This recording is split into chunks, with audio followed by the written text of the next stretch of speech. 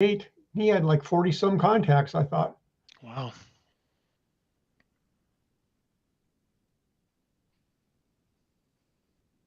But it was something different.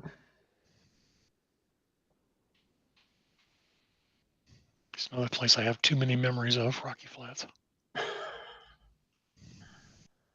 Well, did you have to deal with them? Yeah, I remember one year we had none. Hello, everyone. If you're watching here on YouTube, it's going to be maybe a quiet evening.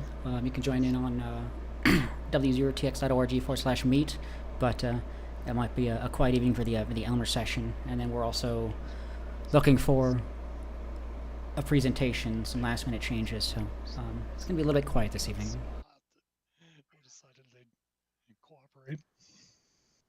Yeah, that's barely still in Jeffco, isn't it?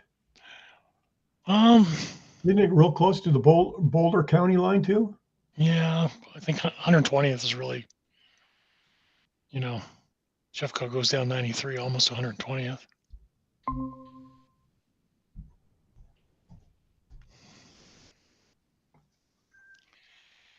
And then I used to shoot police pistol competition. We'd go out, Rocky Flats had a range out there that we'd shoot at all the time.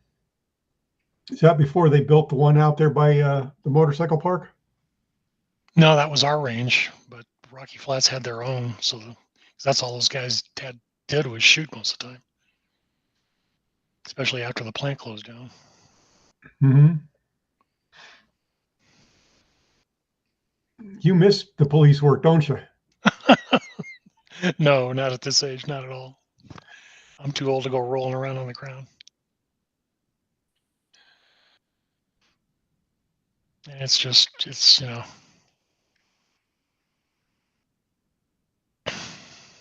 a whole different world out there. Yeah, and it's certainly evolving with the restraints they're putting on officers these days. Or devolving. I don't know. I mean, I like the professionalism. I mean, there was a lot of stuff that need to be called out, but this whole stuff of everybody and their dog having a video camera to film what you're doing and critique it from 17 different angles, And having that civilian perspective, Yeah. And what I worry about is the hesitation that it imposes on the people on the street. If they're in a life and death situation, it's like I wouldn't want them to place themselves at risk because they hesitate to take care of business. Yep. I understand that ever so well.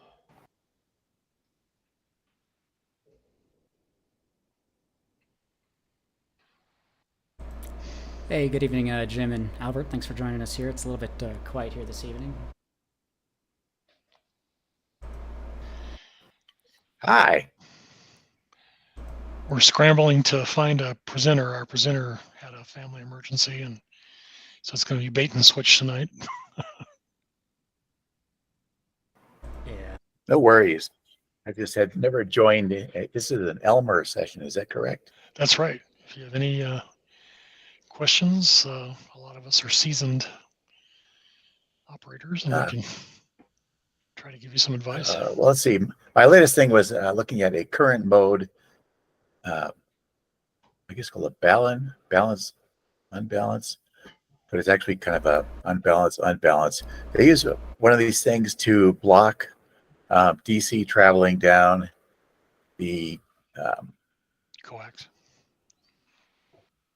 correct? Yeah. And I it's very strange when you go on YouTube and you look around, and everyone has these little videos and big one and such like that. But then one of them, and even John with a P, who's a member of this club, has this really fabulous presentation on YouTube on balance and how to wind a toroid and all that kind of stuff. And it looks like he winds the toroid just to be an inductor when he puts it on there. And then I look at another one where people do what I would look at as being a common mode choke, where they wind half of it one direction, they cross over and then wind the other half in the opposite direction. And I don't know, what's right or wrong. And I thought maybe I either ask you guys or eventually just start digging into some literature on magnetics. I guess the first question is, why? What are you trying to? What's your configuration? What are you connecting your coax to, and how long's the run? And why do you perceive that you need a balun or? Oh, it's a wire. I have this homeowners association, and we're not allowed to have large antennas. They can't make you get rid of a TV antenna, and they can't make you get rid of a radio antenna for station broadcast. Maybe they can for radio, but they make you sign a contract basically when you move into the neighborhood, and that provides them with the ability to keep you from putting a nice big structure out there to make things easier. So I looked up these things called end-fed wire antennas. Yeah, that's it. Mix 43. Then the inductor I picked up was a 240-43, T240-43. And then there's a question of winding the thing, right? And then I think this one tells you to wind it in a mechanism to make it look like a, if you go further on, he points to his article on where he takes, right there's a box. There you go. Now he just wraps it around there. Now that makes it just an inductor. I'm like, okay. But then other things online, they change it and then cross it over and then wind up the other side. They say it also is good for removing noise that way. And I'm like, okay. And I currently have issues with noise in my neighborhood.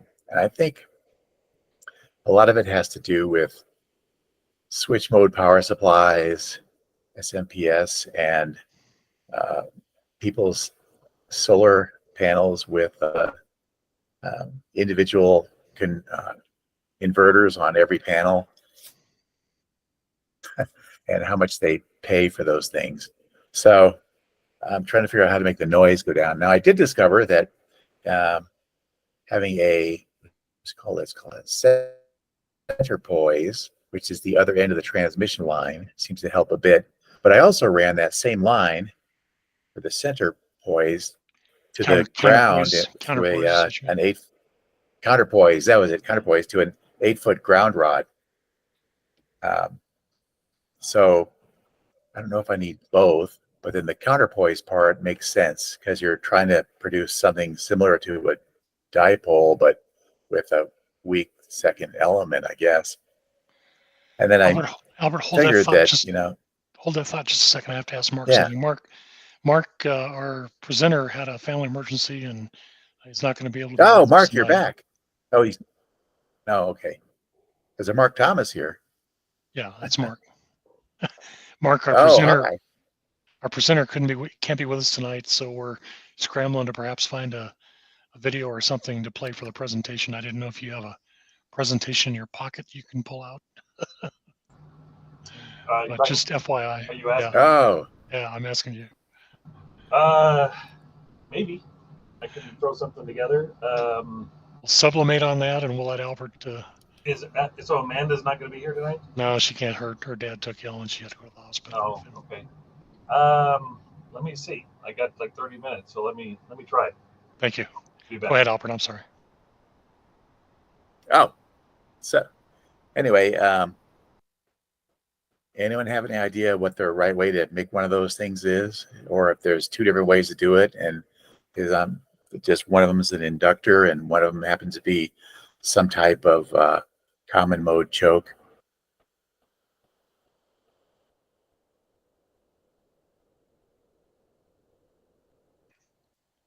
Crickets. So I'll take that as a no. I guess what I would say is, experimentation is the foundation of amateur radio. And, okay. In any type of thing, the thing that is to focus on one problem initially. If you're trying to not produce RFI, or if you suspect you're producing RFI, and that's the reason you want to use the choke is to, inhibit that so that you don't go foul of your HOA. That's one thing. If you're trying to eliminate noise, I would be dubious about the ability of a Balun to help you with eliminating some of those noise sources that you mentioned, because there's so many. It can Okay. be, it can be Excel and their, various infrastructure. You might want to drive around your neighborhood with a radio off frequency, see if you could find a transformer or anything that's generating RF. They at times are responsive to coming out and fixing those types of things. Well, that's where I found the articles on these people who do these things called fox hunts, where they Right, right. build these little, I guess they're equivalent of a small mag loop antenna, and then that somehow is directional enough that they can point it and then wander around looking for the source of the noise. And we used to have folks in the club that would aid in that. I don't know, Daron, do you know any more? Do we have anybody that will come out and help with that? I was thinking about building one because I found an article on how to make a small mag loop antenna and then walk around looking for the source of it. The trick being that, the noise is around, the 20 and 40 meter band location. So it's not like you could have your 2 meter walkie-talkie type thing and use that to help you. The higher frequency stuff, FM is a wonderful thing. The frequency modulation, it's works so well at 2 meter stuff. But then all the single sideband and AM type stuff is just prone to pick up any kind of noise. Right. And when you're dealing with those types of noises, you always want to start from your shack out. It's like make sure that you switch on circuits individually and make sure that your house is clean and then work your way out from there. I was worried about all the Cat 5 I've got running around, so I did switch the breaker and knock out the internet in it. And then my next step, I figured, was find myself a large 12-volt battery. And then once my wife goes off to visit her dad again, I will knock out all the power in the house and then hook up the transceiver to just the battery. And then there shouldn't be any noise sources inside my house. And so if you have any fluorescent or LED lights. Yeah, that's another one which is an interesting artifact. It's like, welcome to the amateur radio meets the modern world. Right. And wall warts can be bad. If you have anything. Well, the new ones, the SMPS switch mode ones, I guess the nice big fat old fashioned iron ones should be okay. 60 hertz and maybe a bridge rectifier in there, but they usually put it in the device itself. I spent a while working for a place called Tandy Corporation, building all this junk for Radio Shack stores. Because me and 8 people made all that stuff, which said realistic and Archer and all that.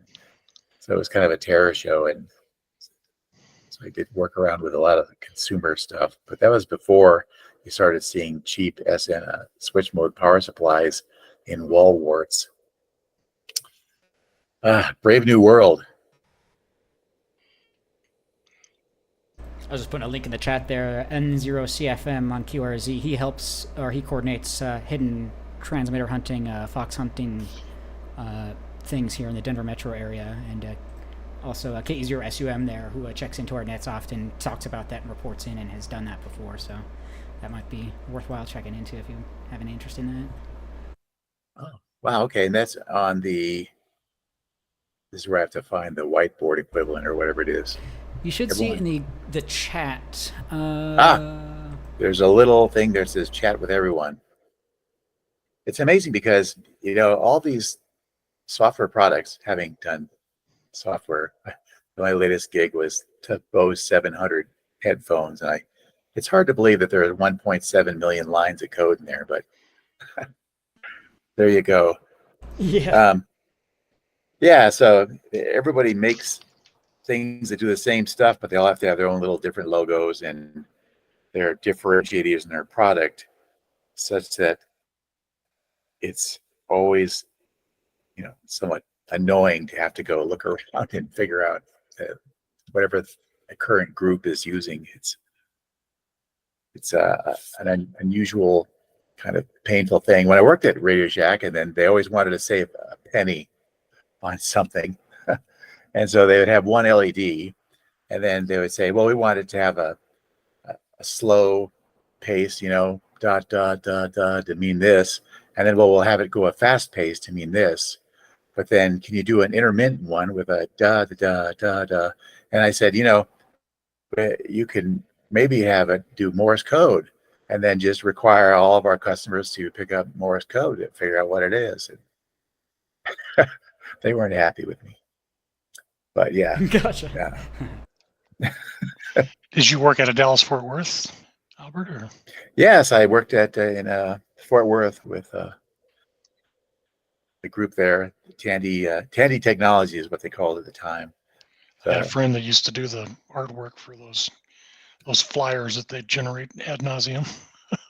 Oh yeah. And then the interesting part is when they design the product, they have an artist draw up the product they want, and then they send it off to a Chinese group that would then make a 3D rendering of it. Well, back then they carve it out of whatever they needed to. Then they'd photograph it, put it and get it ready for putting in the catalog, and then they provide you as an engineer with a one-page item telling you what it's going to cost, basically what they want it to do, and then and that's all you get.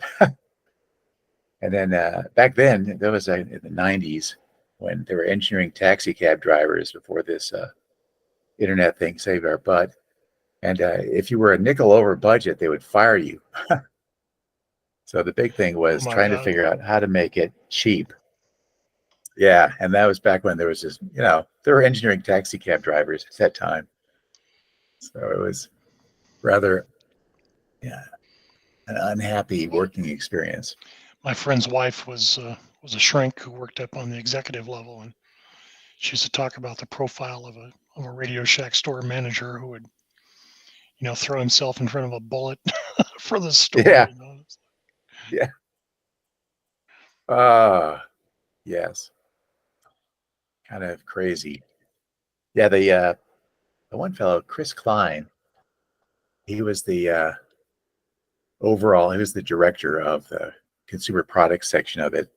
And he slowly started to break down from the stress until I guess he ended up getting divorced. And I remember him leaning into his hands and I said, well, what's wrong, Chris? And he said that he had gone to a lingerie show and that he didn't want to throw up and that somehow or another he had managed a cocktail peanut into his sinuses.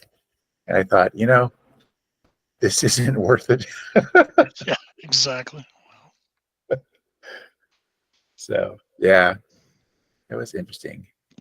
So, yeah, I worked at Tandy. I've done everything from weapon systems, aircraft, toys at Tandy, biomedical, life support, and then storage, and then contracting on. I did that where I ended up, they would basically sell me off to whoever they could convince that I knew what I was doing.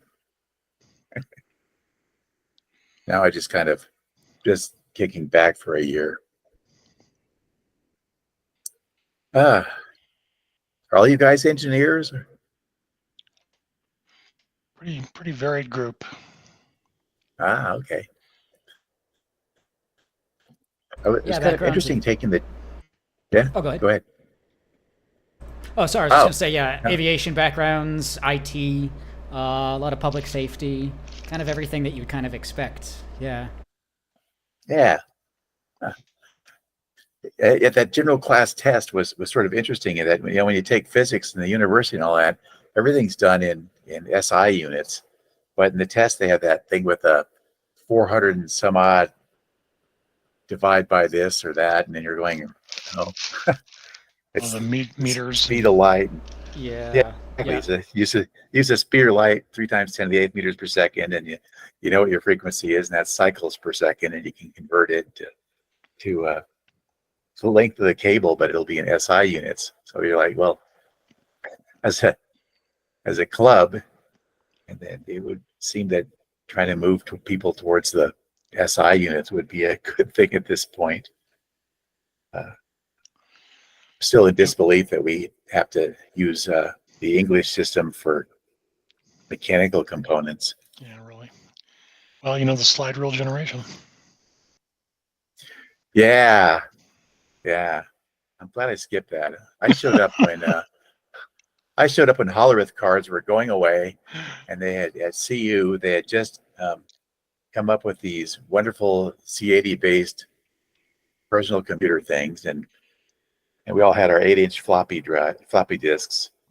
And I just remember the guy standing in front of the class and saying, "Okay, everyone, take out your floppy disk and then put it in the machine." And probably 10% of the people grabbed that disk, and it started ripping it open to pull out the magnetic material on the inside.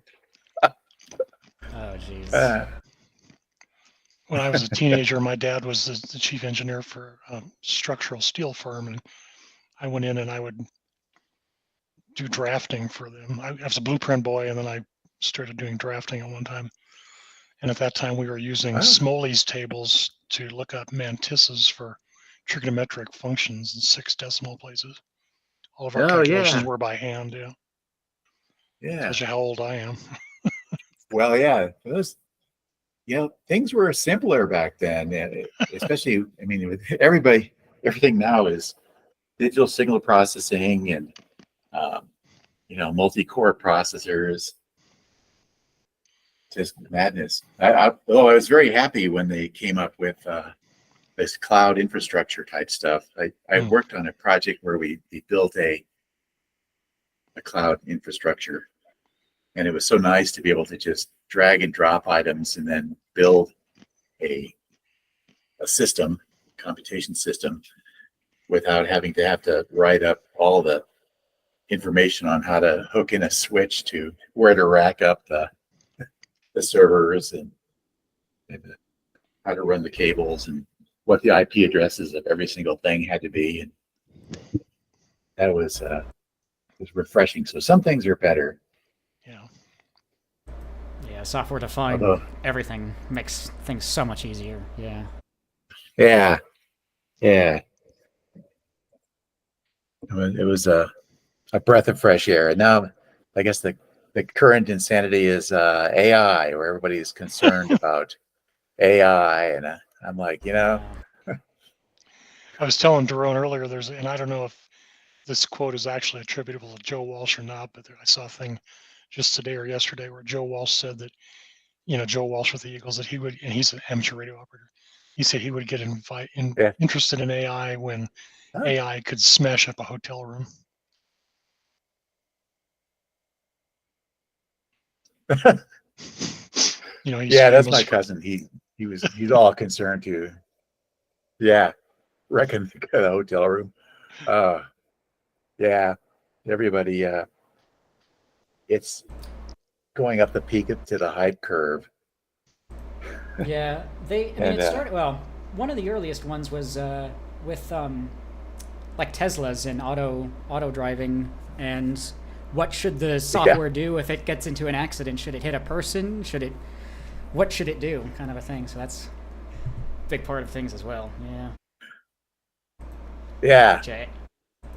I thought of having an automobile drive itself would just scare me to death. All I could think was, if you really want it to drive itself, then why don't you run some type of communications cable down the middle of each lane, and then have the thing at least track that to make sure that you're in the lane, and then have a look ahead, like a forward looker ahead system, which says, okay, there's something in front of you, maybe you should stop.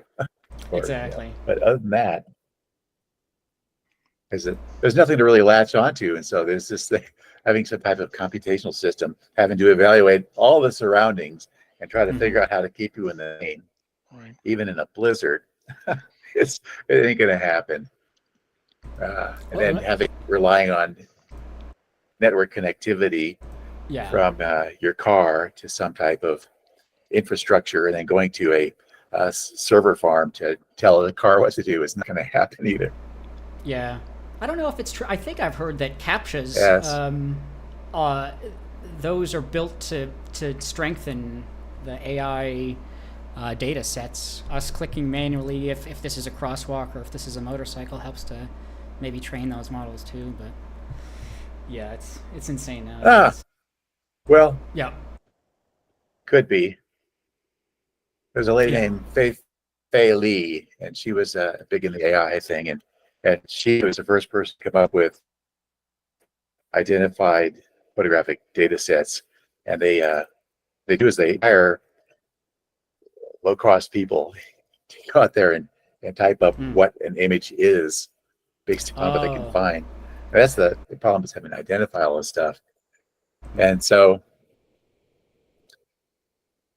if somebody gets something wrong and then having to Yeah. filter out things, there was also issues, since the internet is a reflection of humans in general and their beliefs and biases.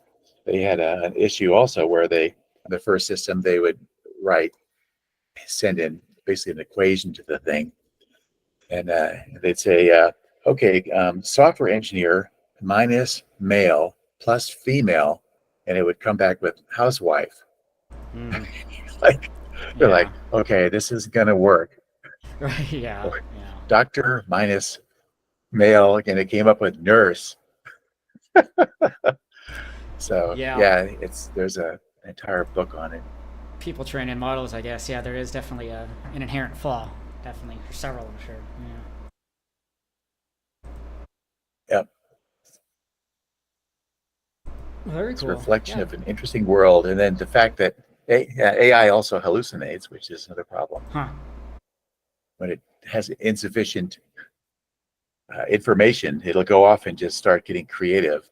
Which is, there's now a case. There was an attorney who used Chat GTP or something like that to come up with all the prior case histories and stuff for his case, and he submitted it, and the judge threw him out because the Chat GTP thing, it just created all these, which sounded legitimate. It sounds very convincing what it comes out of it until you actually try to verify it.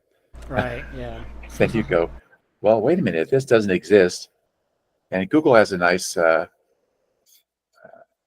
little overview of how to use their stuff, and then the Bing people as well. And it was sort of interesting that they said if they could take a real corporation and then tell it to come up with a propaganda for a non-existent product, and it would just wander off in the weeds, telling you about the physical properties of it and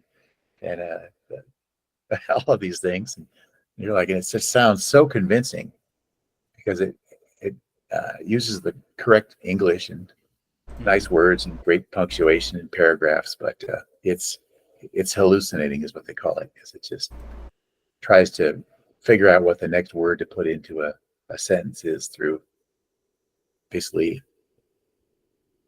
a bunch of weighted points in a neural network. It's good fun. Yeah. Yeah. We were kind of talking about something similar about age of misinformation. It sounds like our machines now are aiding us in that. Oh yeah. It's kind of madness. The other problem is that of all the things you can do with AI, probably a thing that will chat for me is the last thing I would think of doing. I thought the guys at DeepMind or the Google thing who figured out the mechanism for folding proteins rather than having people try to fold them by hand, by making games and things. That's a good application towards AI.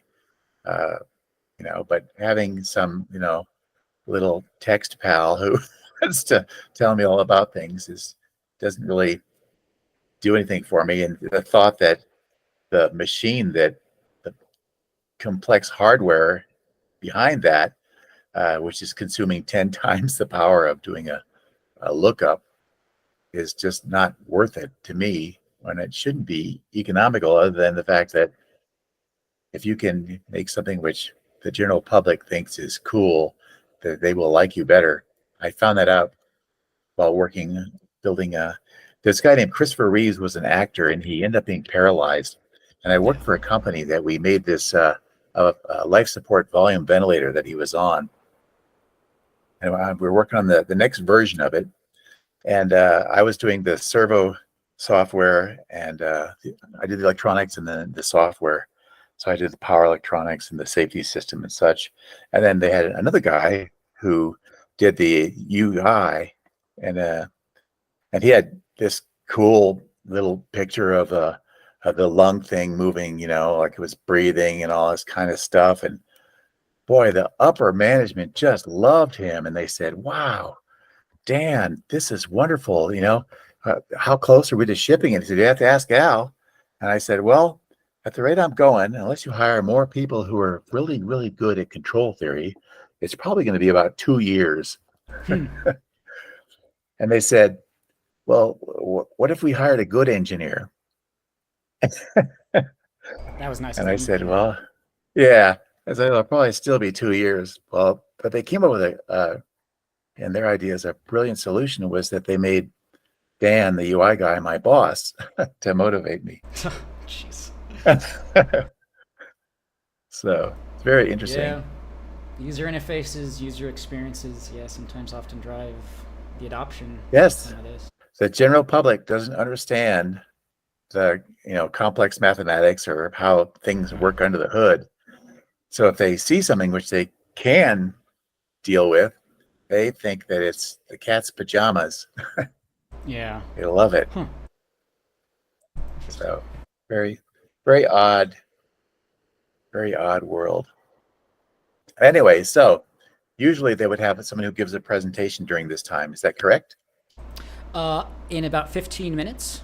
Okay. And then if you heard that we lost our presenter for this evening, but I think we're trying to cobble together something here. So yeah. Oh, 15 okay. minutes or so. Yeah. Yeah. If you don't, I'll be here next time. Yeah. No worries. Exactly. Yeah. Yeah, we're happy to be able to do these. Yeah. Yeah.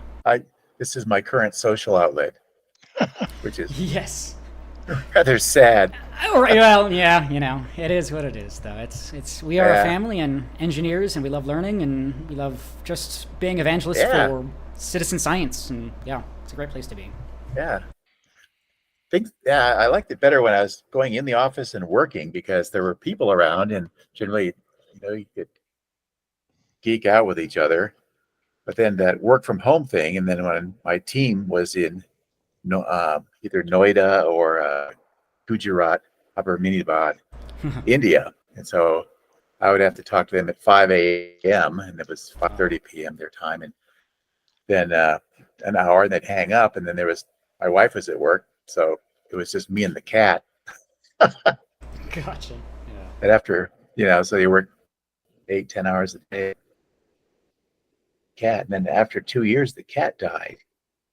I thought, what now? Sock puppets? Yeah. All right. Yeah. Yeah, it's been interesting. So, I've yeah. been working from home. I'm mid-30s, but it's so much different nowadays. And I mean, I enjoy not having to commute, but yeah, as you mentioned, the social aspect is lacking a little bit. Yeah, that's the part I miss. I'm 67. I've been remote working since 2018, and I was never one to hang around the water cooler at all, so I love working from home totally. And I especially like not having any employees. Yeah. Yeah, that's true. I did that a little bit. That got old fast. Mark Thomas, are you going to be our plan B? Yeah, I think I got it. All right. It may not be as All right. great as it should be, but it'll be fine. The standard is low, so. Good. I'm gonna try switching cameras here, see if I can do this. Folks are just joining. We're scrambling our presenter for tonight had a family emergency and can't be with us, so Mark is going to hop in here and wing it. So we made it almost to the end of the net here, or the Elmer session here. We have another 12 minutes. I appreciate everyone being here. It's a little bit of a quiet evening, but not a problem. If anybody has any comments, questions about ham radio or new projects you're working on, let us know.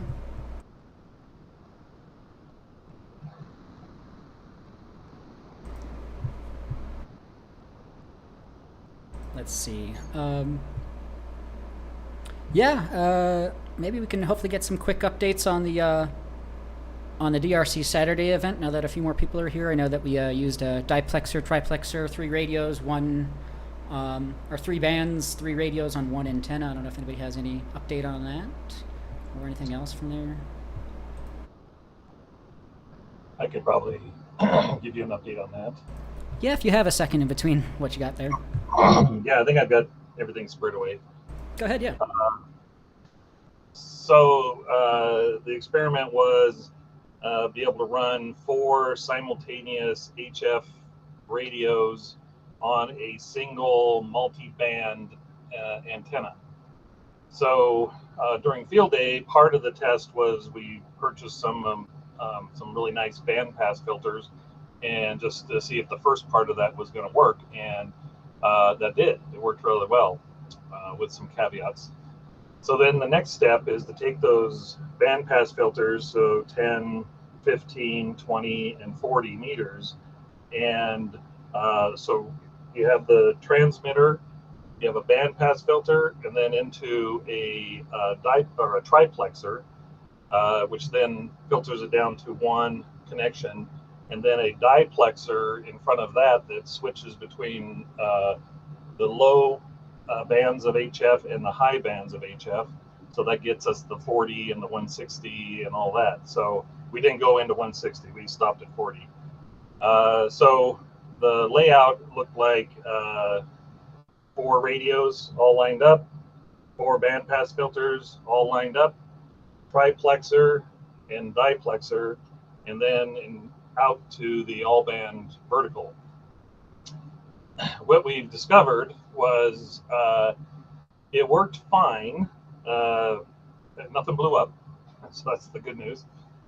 The some caveats was that we had some high SWR and some higher than what we typically run in some of the bands, and we did have some not just bleed through. I mean, almost it was very clear communication on, let's say, 20 and 40 or 10 and 40 or 10 and 20. With some experimenting, we found out that it was I can't remember if it was the double of the frequency or the third harmonic or the second harmonic is where we heard it clear. It was completely like as though we were sitting there on the same frequency. So the bandpass filters and the triplexers didn't do anything with the harmonics of each one of the frequencies. So once we changed the frequencies on all the different bands to non-duplicating of the either the third harmonic or the second harmonic, it was fine. It's not perfect, but you would see the noise floor come up maybe 1 S unit, maybe 2 S units, but it was completely readable from the other stations coming in, so we could understand other stations just fine. I'm used to having a high noise floor, so it didn't bother me at all. But it wasn't that high. We're talking maybe S3, S4, something like that. When no one was on, we were down around S2 or something like that. Up there at that location, there's hardly any noise up there. It's a little surprising, actually. So then afterwards, I actually got a hold of the manufacturer of the people that actually put this together. And I told him our experiences, and he asked about on the SWR. He said it definitely will affect SWR because we're going through some of the circuitry is going to add some resistance in there. He asked if we had any ports that were not loaded with a 50 ohm load, and I told him, yeah, we had some that weren't, and he said, yeah, so if you have any open ports, it has to be loaded with a 50 ohm, put a dummy load on it or something on it, and that will help with the SWR.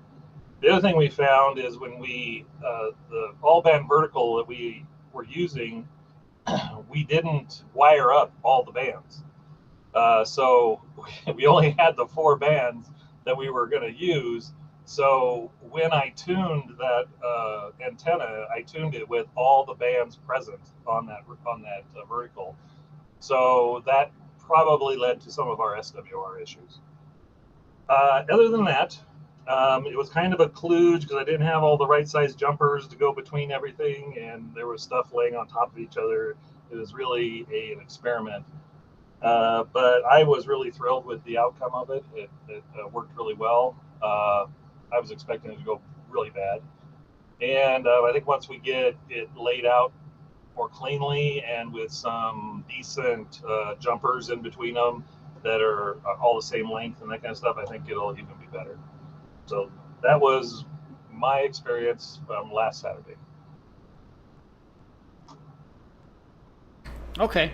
Well, that's cool. Yeah, I mean, it's always a learning experience. So glad to hear that we're making forward progress at least. So, yeah, how did the actual activation go?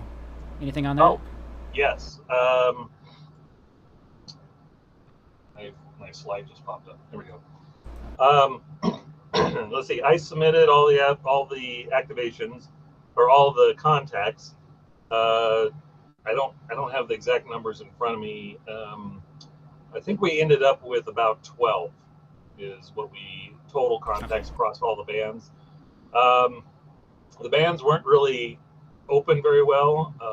I was running, what was I running? 15, I think I was sitting on.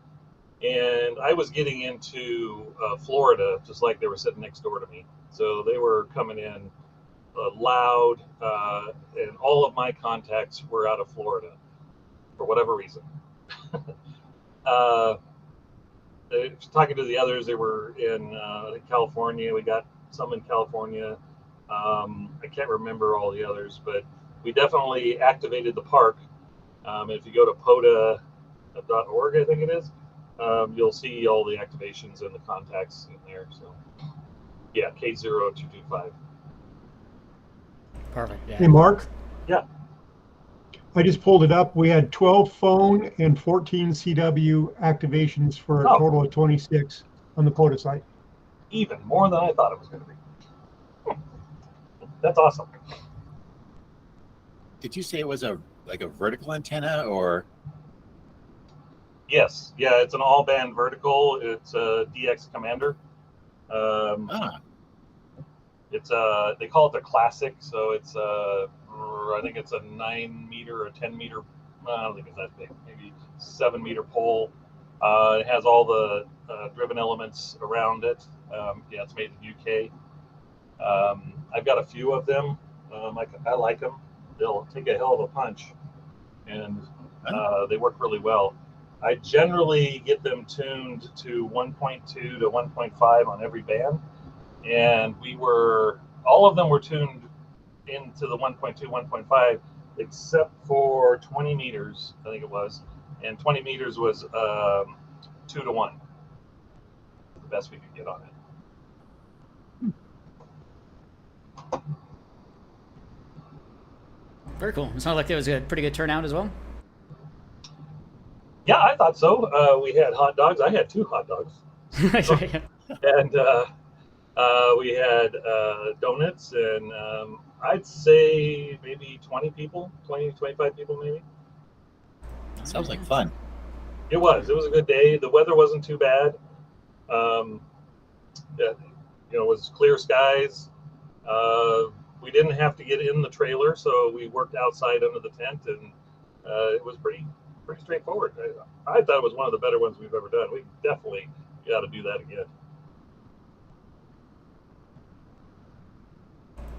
Yeah, I think a few of us were tried to get up there, but it's just a little bit out of the way. And I know that weekend there was a lot of stuff going on downtown and whatnot. But how did so I pasted the link w0tx.org/DRC Saturday in the chat if anybody wants to see that. Our upcoming ones there.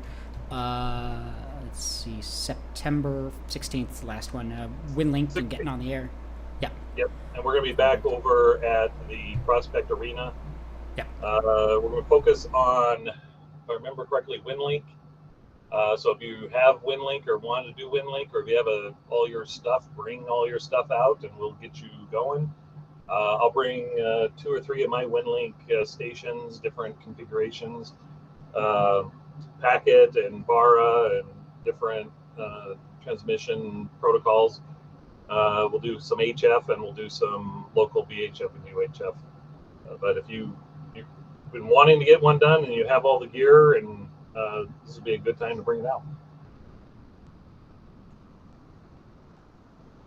Very cool.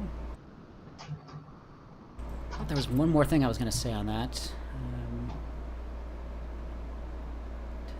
Saturday. Oh, did you guys move into the park, or where did you actually operate from? Yeah, we were in the parking lot of the park. Okay. We didn't walk into the park. Sure. Okay. It was just a parking area, white spot in the. I mean, there's nothing there. There's a porta potty and then a bunch of trails going off into the weeds. Yeah. So, Okay. Well, very cool. 6:59 and 33 seconds. Yeah, pretty quiet here this evening, but as you see there, Mark on screen, he'll be giving our presentation here. Some last-minute changes here.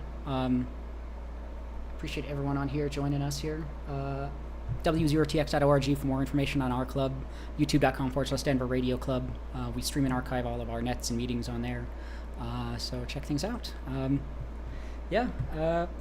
Appreciate everyone being here. Again, if you enjoyed this, join us on the other Wednesdays of the month, 7:30 p.m. on the air. Very similar to this. It's a learning net, so it's general Q&A about ham radio and everything that surrounds it. So, if you're ready, Mark, I'll throw it over to Jerry Velhauer or anyone else who wants to take it up here. Okay. Well, thanks, Jerome. Been a busy day Thanks for watching me, on here. so We'll drop and start again. I just found out not long ago